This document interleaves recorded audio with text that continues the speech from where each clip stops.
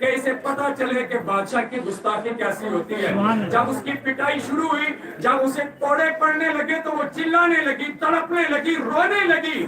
بادشاہ دیکھ رہا تھا، ایسے وہ روتے روتے ہنس پڑی۔ بادشاہ نے پوچھا، اس کوڑے والے کو بولا جلاد کو روک دے۔ اس نے کوڑے روک دیے۔ بادشاہ نے پوچھا کیوں رو رہی ہے؟ کہا تجھے نہیں پتا جس کو کوڑے لگے اسے رونے؟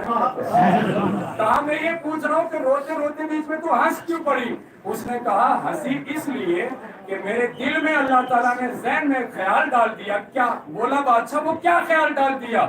تو وہ عرض کرنے لگی بادشاہ سلامت، میں 1 منٹ کے لیے تمہارا بستر چیک کرنے کے لیے سوئی تھی، مجھے اتنی مار پڑی تو میں عرض کر رہی ہوں مالک کائنات جو ساری زندگی سوتا رہا اسے کتنی مار پڑی؟ شاعر کہتا ہے یاد کرتے نو جدوں پھٹے اٹھتے پان کے، ایک قمیض تیری پھاڑ کے گلے وچ لاؤن گے۔ یاد کرتے نو جدوں پھٹے اٹھتے پان کے، ایک قمیض تیری پھاڑ کے گلے وچ لاؤن گے۔ یاد کر دوستا اس ویلے دا نہاونا، یاد کر دوستا اس ویلے دا نہاونا، اٹھ جاگیو مسافرا دوبارہ نہیں آونا، اٹھ جاگیو مسافرا دوبارہ نہیں آونا۔ اور پھٹے اتوں چک تینوں منجی اتے پاؤن گے، پھٹے اتوں چک تینوں منجی اتے پاؤن گے، منجی تیری چھک کے جنگل نول جاؤن گے۔ 1000 من مٹی تھلے، 1000 من مٹی تھلے تینوں رکھیا آونا، اٹھ جاگیو مسافرا دوبارہ نہیں آونا۔ پڑھو لا الہ الا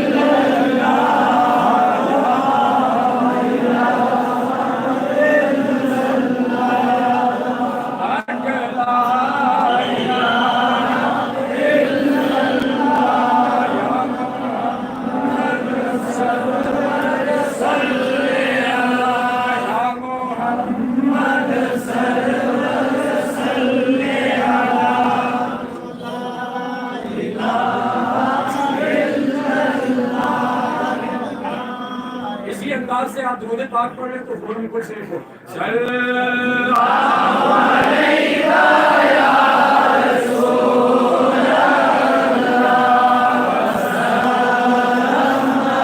علیہ یا حبیب اللہ۔ جو جہاں پہ ہے اور اسپیکر کی آواز آپ تک آ رہی ہے، بالکل کل شریف اور آخری دعا ہونے جا رہی ہے، درود پاک پڑھا جا رہا ہے، اس کے بعد کل شریف ہوگی اور 40ویں عرس پاک کی آخری اور اختتامی دعا ہوگی۔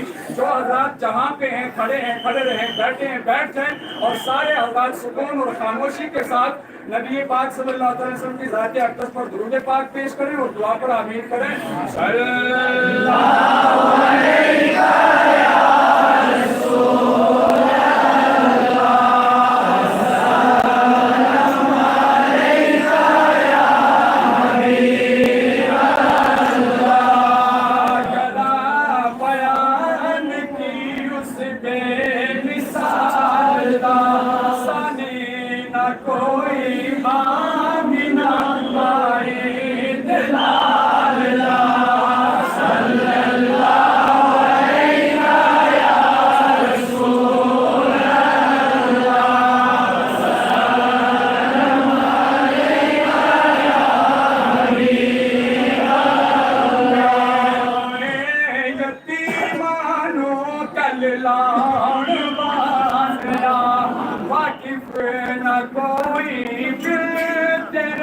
دکھیا دے حال دا